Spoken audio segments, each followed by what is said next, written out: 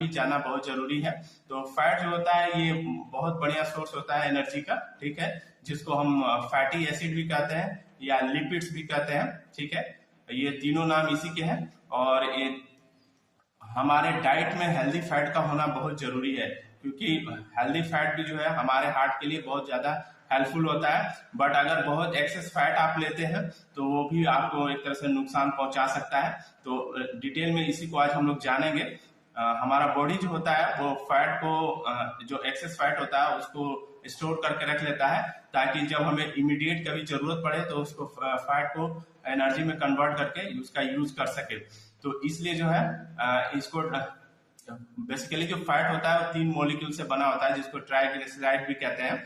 और ये जो है ज्यादातर जो फैट होता है हमारा शरीर खुद ही बना लेता है, बट कुछ जो फैट होते हैं जो हमें बाहर से लेने जरूरी होते हैं, और वो वैसे फैट को हम लोग एसेंशियल फैट कहते हैं, आवश्यक फैट कहते हैं, जो हमारा बॉडी खुद उसको प्रोड्यूस नहीं कर सकता है, सिंथेसाइज नहीं कर सकता है, वैसे फैट को हमें बाहर से लेना पड़ता है।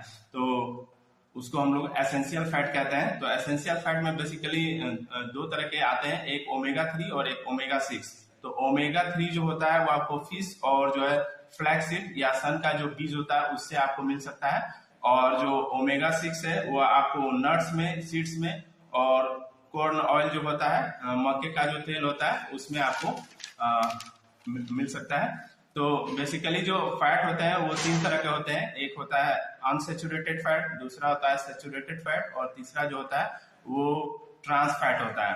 तो सबसे पहले हम लोग जानेंगे कि अनसेचुरेटेड फैट क्या होता है। अनसेचुरेटेड फैट जो मिलता है वो प्लांट से और ऑयल से मिलता है। अनसेचुरेटेड फैट को हम लोग हेल्दी फैट भी कहते हैं। ये हमारे हार्ट के लिए, हमारे जो है जॉइंट्स के लिए भी बहुत ज्यादा हेल्पफुल होते हैं। तो ये अनसेचुरेटेड फैट 2 तरह का होता है, एक होता है मोनो अनसेचुरेटेड फैट और दूसरा होता है पॉली अनसेचुरेटेड फैट। तो मोनो अनसेचुरेटेड फैट में जो है एलडीएल जो होता है वो लो होता है, इसीलिए जो है ये बहुत ज्यादा अच्छा होता है। और इसका जो है एचडीएल जो होता है, जो गुड फैट होता है, इसमें ज्यादा होता है। एलडीएल बैड फैट कहा जाता है और एचडीएल जो होता है वो गुड फैट होता है। तो ये ज्यादा होता है HDL in comparison to LDL.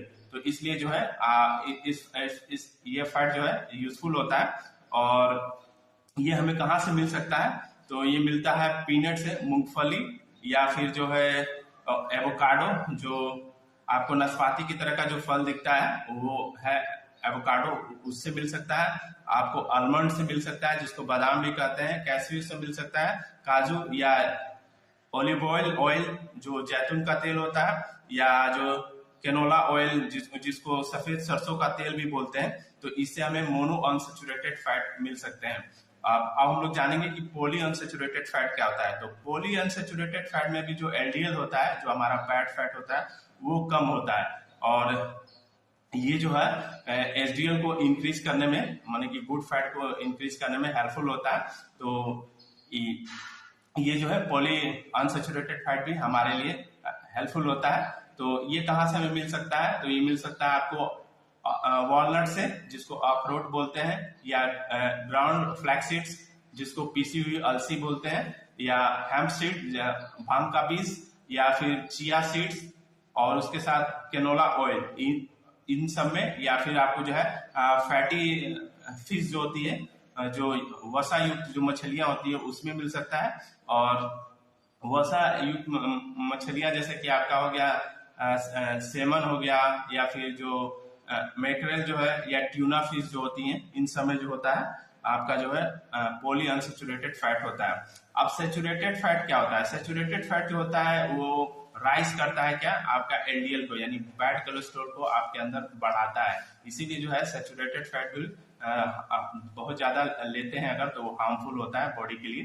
तो ये क्या करता है कि आपके एलडीएल को बढ़ाता है, और ये सारे एनिमल्स से फाउंड इन ऑल एनिमल्स में मिलता है, ठीक है। उसके साथ साथ होता है क्या कि ट्रॉपिकल जो ऑयल्स होते हैं, जैसे कि कोकोआ बटर, उसमें आपको मिल सकता है कोकोआ मक्खन जिसको बोलते हैं, या फिर पाम ऑयल, ताड़ का तेल, या कोकोनट ऑयल, नारियल का तेल, या पाम कर्नेल ऑयल, जिसको ताड़ की गिरी का तेल कहते हैं। उसके साथ मीट में डेयरी प्रोडक्ट, या घी, चीज, बटर, इन सब में जो है आपको सैचुरेटेड फैट मिलता है। तो ये एक सर्टेन अमाउंट तक अगर आप कंज्यूम करते हैं तब तो ठीक है, बट अगर आप बहुत ज्यादा अगर इसका कंजम्पशन करते हैं, बहुत ज्यादा अगर इसका यूज करते हैं, तो ये क्या करता है, आपके एलडीएल को बढ़ाता है, जो कि होता है बैड फॉर बैड कोलेस्ट्रॉल होता है। जो एक्चुअली हमारा जो लीवर जो होता है 75% कोलेस्ट्रॉल वही प्रोड्यूस करता है, ठीक है। बट जब इसको अगर सही तरीके का फैट नहीं मिलेगा